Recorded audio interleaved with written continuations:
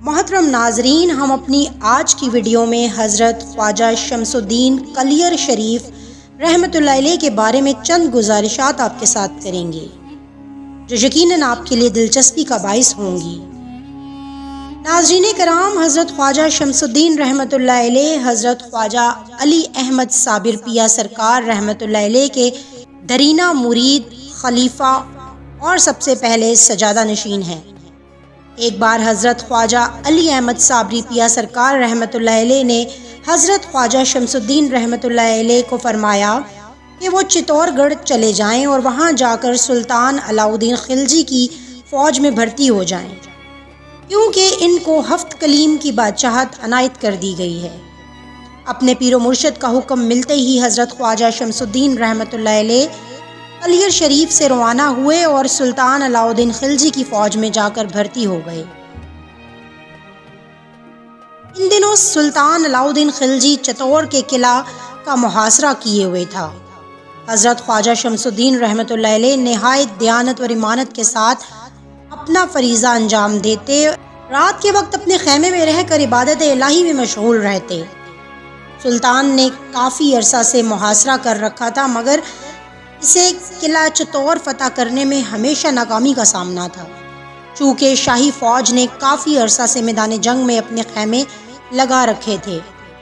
طویل محاصرہ اور بارش کی کثرت کی وجہ سے خیموں کے رسے گل کر کمزور ہو چکے تھے اور کافی تعداد میں نکارہ بھی ہو گئے۔ اس بات کی اطلاع سلطان علاؤ الدین خلجی کو دی گئی تو سلطان نے فوری طور پر سوت اکٹھا کرنے کا حکم دیا۔ شاہی حکم کی تعمیل میں شاہی کارندے ایک گاؤں میں پہنچے اور لوگوں سے کہا کہ سلطان کا حکم ہے کہ فوری طور پر اس قدر سوت فراہم کیا جائے کہ جس سے تمام رسے دوبارہ سے تیار ہو جائیں۔ بظاہر اتنی جلدی اس قدر سوت کی فراہمی اور اس طرح ان سے رسے بنانے بہت مشکل تھے، بلکہ ناممکن تھے، اس لیے یہ لوگ پریشانی میں مبتلا ہو گئے۔ اس گاؤں میں ایک بزرگ رہا کرتے تھے جو مستجاب الدعوات اور صاحب کرامات ولی اللہ تھے۔ ان کو شاہی کرندوں کی آمد اور گاؤں والوں کی پریشانی کا علم ہو گیا، چنانچہ وہ گاؤں والوں کے پاس آئے اور ان کو تسلی دیتے ہوئے کہا کہ فکر کرنے اور پریشان ہونے کی کوئی ضرورت نہیں، انشاءاللہ میں اس کا انتظام کر دوں گا۔ ان بزرگ نے ایک شاہی کرندے کو اپنے ساتھ لیا اور اپنے گھر لے آئے۔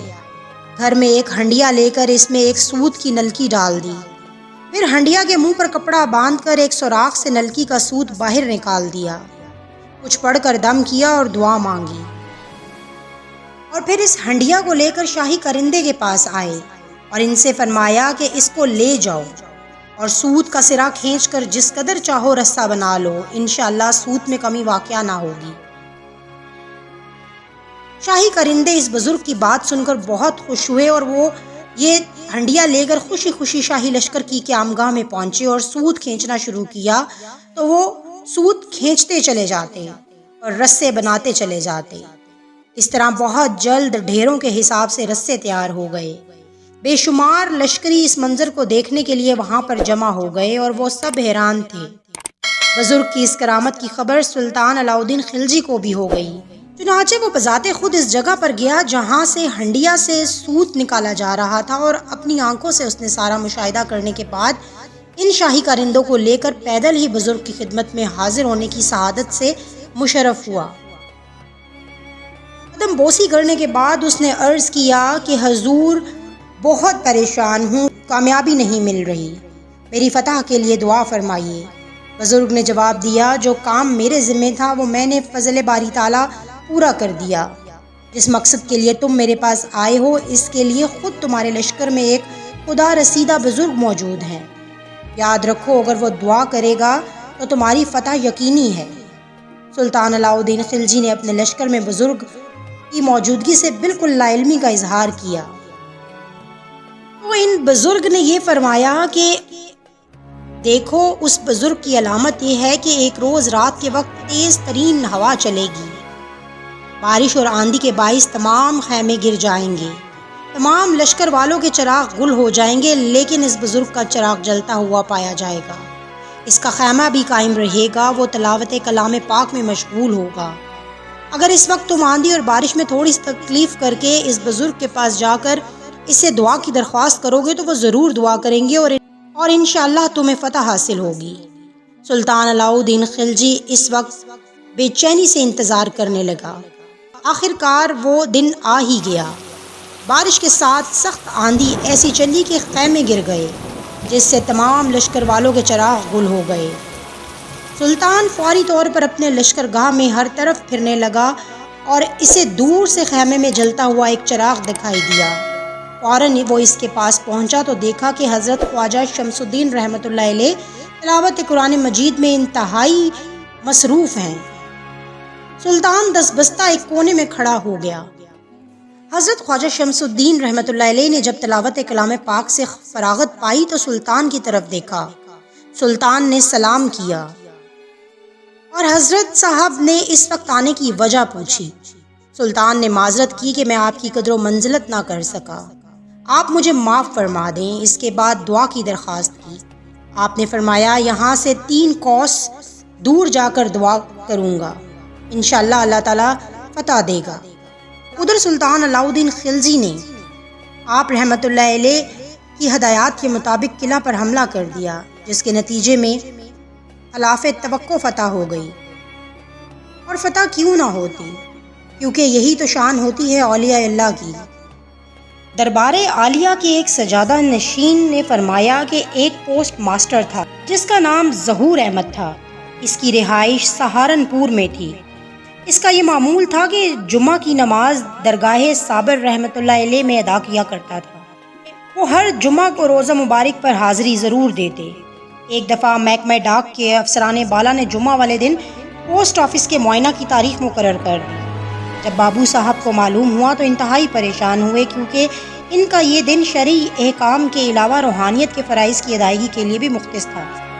وہ درگاہ صابر رحمۃ اللہ علیہ پر حاضری کے انتظار میں ہفتہ کے 6 دن گزارا کرتے تھے، لہٰذا شدید کشمکش کا شکار ہو گئے۔ ایک طرف بچوں کی پرورش کا ظاہری سبب تھا تو دوسری جانب عقیدت اور ایمان کا مسئلہ تھا۔ ساری رات اسی کشمکش میں رہے کہ کیا کیا جائے۔ عقل و عشق کے بیانات سنتے رہے کہ جاؤں یا نہ جاؤں۔ بالآخر اس فیصلے پر پہنچے کہ حضور صابر پاک رحمۃ اللہ علیہ مہربان ہیں، غیر حاضری ہوئی تو معاف فرما دیں گے، مگر دفتر نہ گیا تو وہ لوگ کبھی معاف نہیں کریں گے، اور اس طرح بیوی بچوں کی روزی کا بندوبست نہ ہو سکے گا۔ چنانچہ اس منصوبے کے مطابق بابو صاحب گھر سے تیار ہو کر دفتر کی جانب چل پڑے۔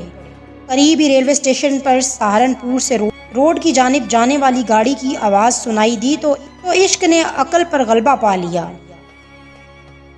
حضرت اقبال نے ایک بار فرمایا تھا کہ بے خطر کود پڑا آتش نمرود میں عشق، عقل ہے محو تماشائے لب بام ابھی۔ ناظرین کرام، عشق عقل پر غالب آ جاتا ہے۔ ایسا ہی کچھ بابو صاحب کے ساتھ بھی ہوا۔ تمام دنیاوی نفع اور نقصان بھول گئے۔ بابو صاحب گاڑی پر سوار ہو گئے، حسب معمول کلیئر شریف میں نماز ادا کی، درگاہ میں حاضری دی اور واپس سہارنپور آ گئے۔ گاڑی سے اتر کر سیدھے دفتر پہنچے۔ افسران معائنہ کرنے میں مصروف تھے۔ بابو صاحب قریب کھڑے ہو گئے۔ ایک افسر نے آواز دی، فلاں رجسٹر لاؤ۔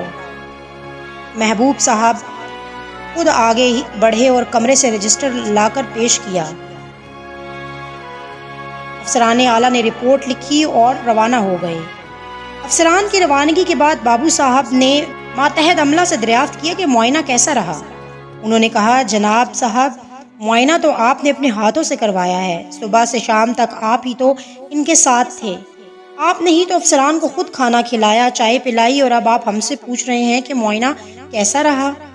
جب رجسٹر کھول کر رپورٹ کا مطالعہ کیا گیا تو حیرت میں اضافہ ہو گیا، کیونکہ افسران کی تحریر کردہ بیانات میں محبوب صاحب کی کارکردگی کو خراج تحسین پیش کیا گیا تھا۔ یہ دیکھ کر بابو صاحب سمجھ گئے کہ مجھ بدکار کا روپ دھار کر میرے آقا و مولا افسران کی خدمت اور معائنہ کرواتے رہے، اور میں خود ان کے درگاہ پر جمعہ شریف کی نماز ادا کرتا رہا۔ اسی وقت دوبارہ کلیئر شریف روانہ ہو گئے اور درگاہ شریف میں زارو قطار رونے لگے، سر جھکا کر سرکار کے احسان ماننے لگے۔ تو ناظرین کرام، یہ ہوتی ہے شان اولیاء اللہ کی۔ آپ کو یہ ویڈیو کیسی لگی؟ اس کو لائک کیجیے گا اور ہمیں کمنٹ سیکشن میں ضرور بتائیے گا۔ اور اگر ابھی تک آپ نے ہمارا چینل سبسکرائب نہیں کیا تو ہمارے چینل کو سبسکرائب کر لیجیے گا تاکہ اس جیسے آنے والی اور بھی ویڈیوز آپ کو ملتی رہیں۔